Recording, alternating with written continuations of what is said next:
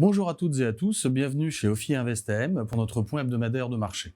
Alors ce retour du long week-end pascal, puisque les marchés sont fermés le vendredi saint, est un peu animé avec une remontée des taux longs de part et d'autre de l'Atlantique assez significative, puisqu'on parle d'une dizaine de centimes sur le 10 ans allemand en zone euro et plus d'une quinzaine de centimes à 4,35 sur le 10 ans américain,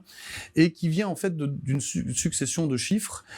qui témoignent de la toujours très forte résilience de l'économie américaine. On avait eu une inflation cœur PCE, qui est celle que regarde la Fed, qui était sortie à peu près en ligne, qui rassure un peu la Réserve fédérale et Monsieur Powell quant au fait que la trajectoire de l'inflation reste bien orientée, même si le pas de décélération a quand même réduit sur le début de l'année, mais des chiffres d'activité, notamment l'ISM, donc l'indice d'activité, qui sort au-dessus de 50, alors qu'il était attendu en dessous de 50 marquant la phase de contraction ou d'expansion de l'activité. Les marchés, en conséquence, commencent à douter, effectivement, que la Fed pourrait baisser ses taux avant l'été, et on voit bien que la probabilité commence à se réduire, avec aujourd'hui un peu plus d'une chance sur deux que la Réserve fédérale baisse ses taux début juin et quasiment complètement début juillet. On est toujours, ce qui est notre scénario central, à un petit peu moins de 3 baisses des taux sur 2024. Mais cette vigueur et cette résilience de l'économie américaine, l'inflation dans les transports, à certains endroits dans l'immobilier, fait craindre que la Fed, ayant de la croissance et encore un peu trop d'inflation, ne repousse ces baisses de taux d'intérêt. On les attendait pour juin quand le marché les attendait en mars. Maintenant, on est vraiment sur juin-juillet. Ça pourrait aller un peu plus loin. C'est un peu un scénario de risque. Aujourd'hui, c'est pas notre scénario central, car on pense que les facteurs qui ont provoqué l'inflation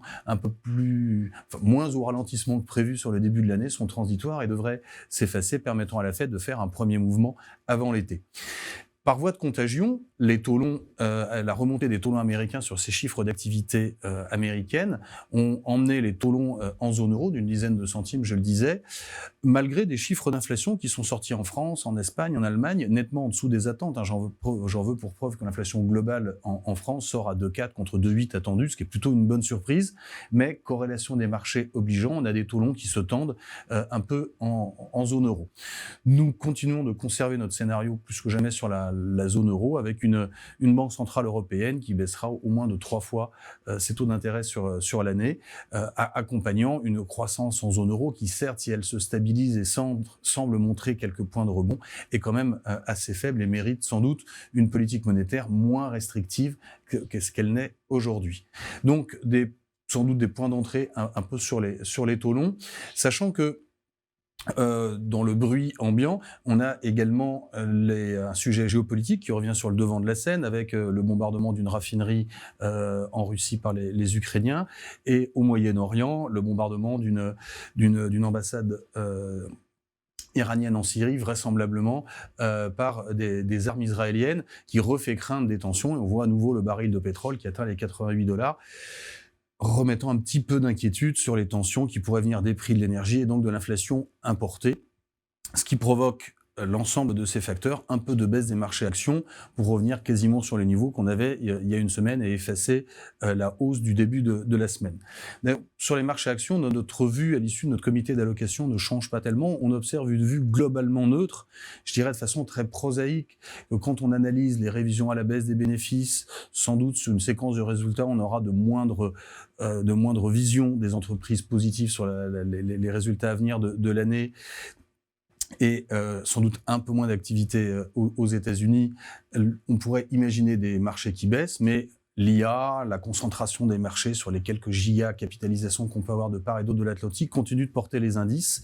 Et au global, nous maintenons une forme de neutralité sur ces marchés, mais conseillons néanmoins d'ajouter de la convexité, c'est-à-dire de la réactivité à la baisse comme à la hausse, pour être assez mobile dans ces marchés qui sont portés par une tendance, mais l'extension des multiples, le nombre de fois où une action va valoir les bénéfices attendus, ne peut monter jusqu'au ciel et trouvera un terme un jour. Malheureusement, le timing étant très délicat à pointer, nous conseillons cette mise en place de convexité à l'intérieur des portefeuilles. Dernier point, et non des moindres, le marché du crédit, qui continue d'observer des problèmes idiosyncratiques sur certains émetteurs, mais dont pour l'instant,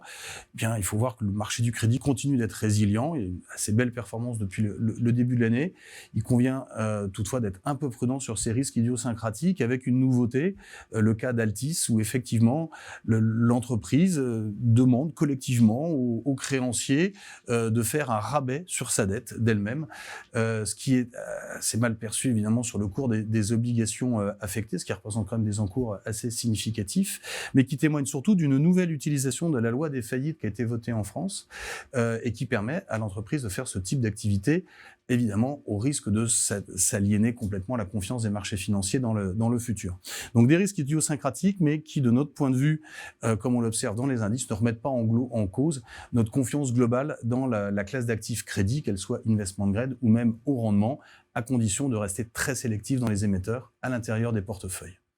Je vous remercie pour votre attention et je vous dis à la semaine prochaine.